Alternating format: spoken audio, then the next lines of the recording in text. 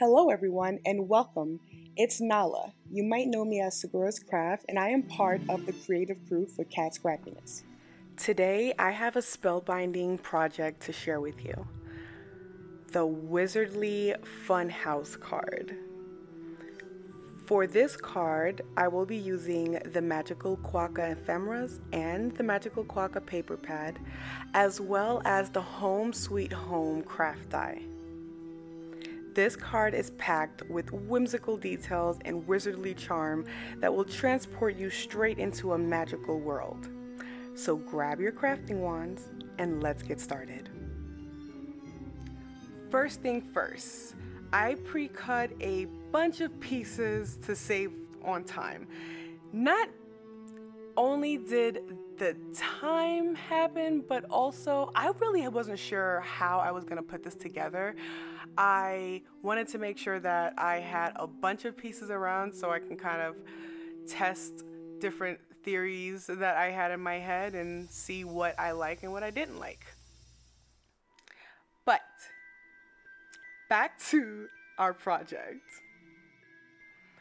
For the base of our house, I used this enchanting candle pattern paper. Oh my gosh, guys. I mean, it screamed, as you guys know, I love my Harry Potter, so it screamed that to me. I loved it, and it reminded me of Gryffindor. So I had to use this pattern paper, and it sets a perfect magical tone for our house. Now comes the fun part, puzzling the pieces together. And guys, did this take a while.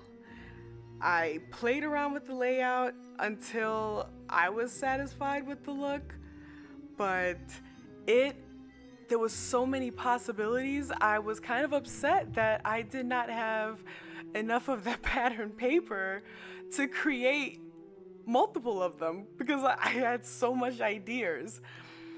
But ultimately, I ended up settling for this layout, and it was really, really cute. I just love the other ones too.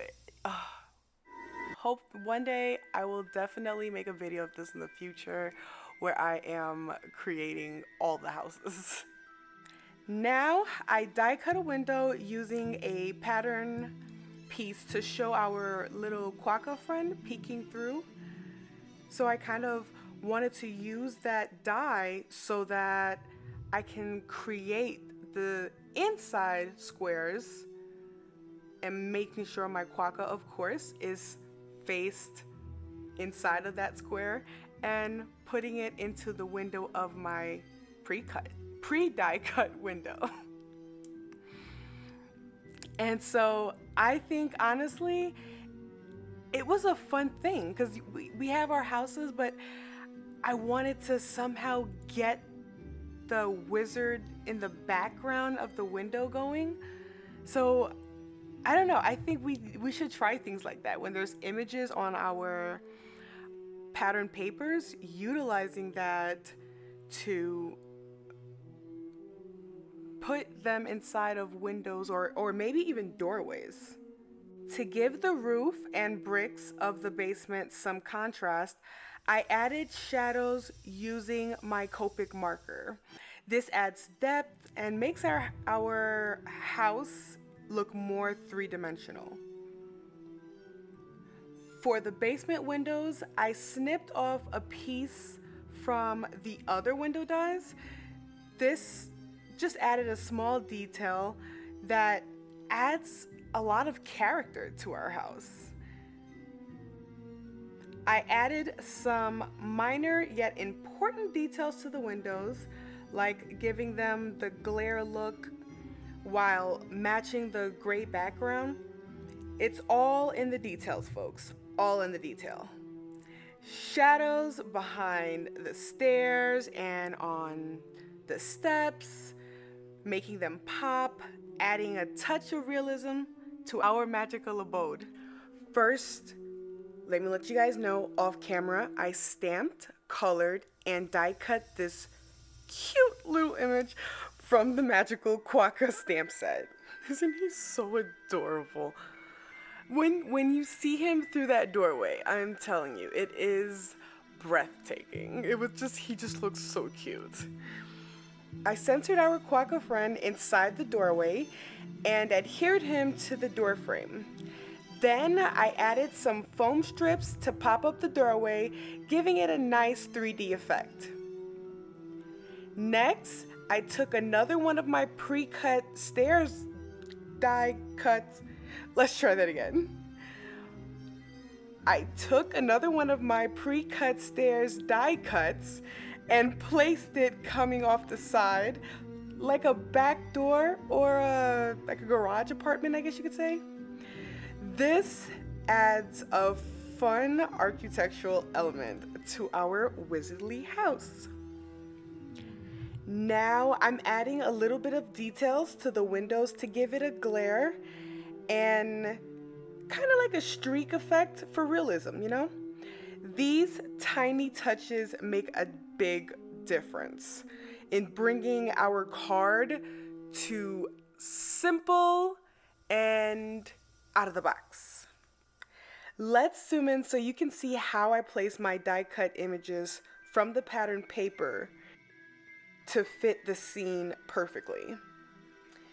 It's all about positioning and making sure everything aligns just right.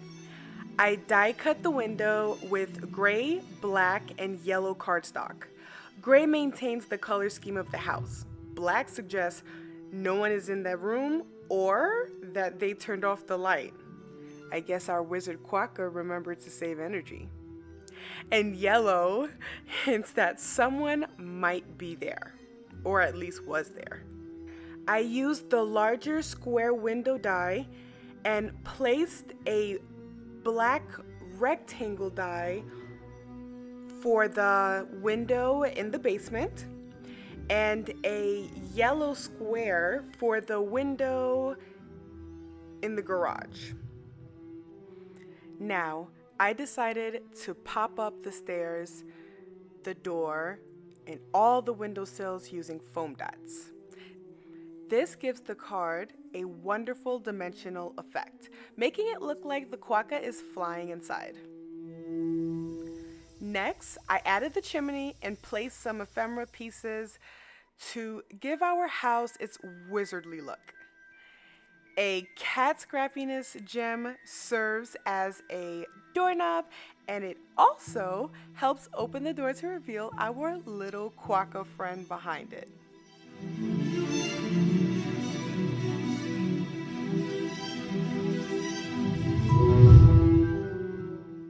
For the finished touch, I die cut another house using black cardstock and scored it at the same line as the lower roof.